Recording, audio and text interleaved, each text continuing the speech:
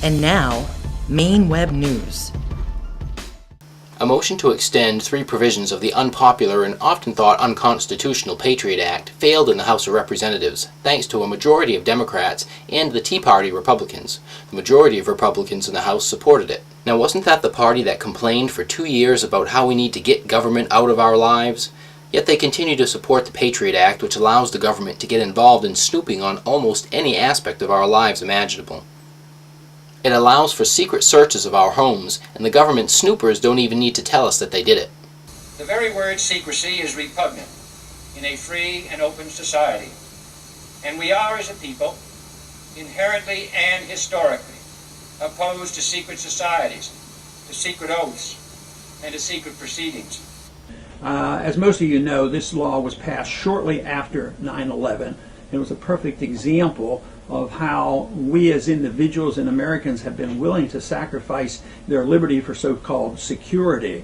I consider this an absolute unconstitutional piece of legislation. It shouldn't be extended. It shouldn't be made worse. It actually should be repealed in its entirety, and we'd all be better off for it.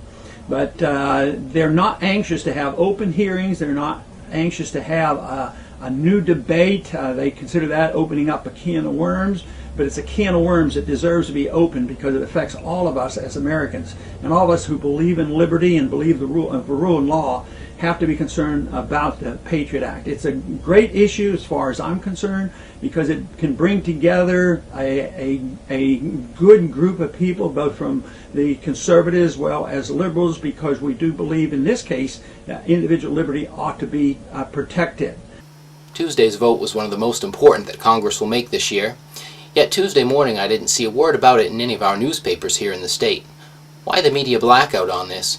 It seems to most that Mainers have a pretty high respect for privacy, and judging by the activity online today, there was a lot of interest in this. So where do our Maine representatives in Washington stand on the Patriot Act? Well, it's a mix.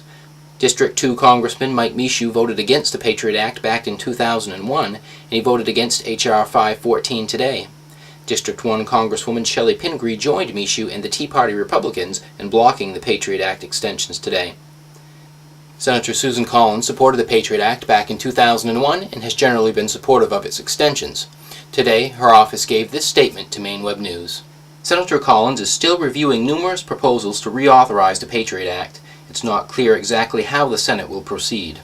Senator Olympia Snowe supported the Patriot Act back in 2001 and has generally supported its extensions. Today, Senator Snowe told MaineWebNews, "Given both the safeguards in place and the information I have with respect to the vital role this intelligence collection plays, I plan to support the extension of these provisions and provide the brave men and women of our intelligence and law enforcement communities with the authorities they need to identify and prevent another attack. At the same time, as I have said in the past, I pledge to continue to remain vigilant in the oversight of the implementation of these authorities and look for any gaps in accountability or transparency that would encroach upon the privacy rights of the American people." Senator Snowe's full statement can be found on the homepage at MaineWebNews.com. Here are the views of some other political commentators from around the state. The Patriot Act was passed just 45 days after September 11th. It was 365 pages long, significant changes to American law. It was sold as a way to protect us against terrorism. But what the Patriot Act really does is undermine our fundamental constitutional liberties by allowing secret sneak and peek searches, allowing the government to get your records, any type of records, from library records to medical records, and not tell you. Allow the government to spy on you without going to the court to get a specific warrant to monitor your actions.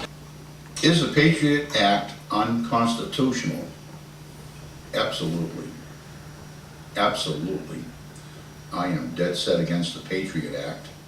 It is not an act that is very patriotic to the country I was brought up to love. I was brought up about freedom and the dignity of each citizen, and there is no dignity in someone looking down my back without my knowledge.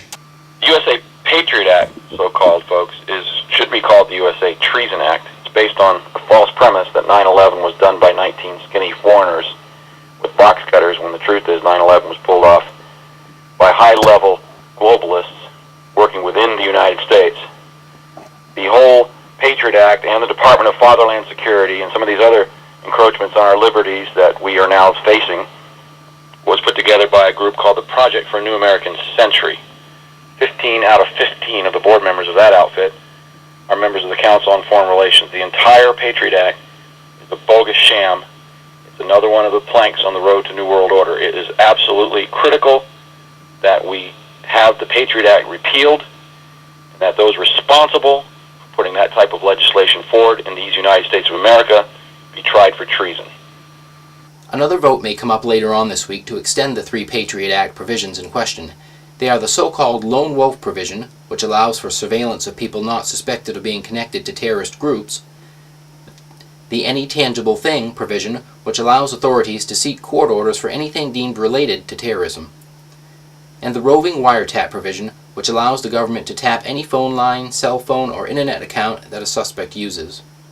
One major problem with all of this is that the FBI acknowledges that these powers have been used in cases that weren't related to terrorism. Another major problem is that the definition of who is a terrorist is subjective, and the Department of Homeland Security and others have used this term to refer to anything from returning veterans to constitutionalists, pro-lifers, Ron Paul supporters, even alternative media sources. So does that mean that if you don't believe everything you hear on NBC, CNN, and Fox News, you might be put on a terrorist watch list? Truth is, you wouldn't know if you were put on a terrorist watch list. As more votes on this matter seem imminent, we'll stay on top of this story as it unfolds. This is Jared LeBlanc with MaineWebNews. If you want the best of Maine, national, and world news, updated 3 to 4 times a day, go to www.mainewebnews.com and make it your homepage.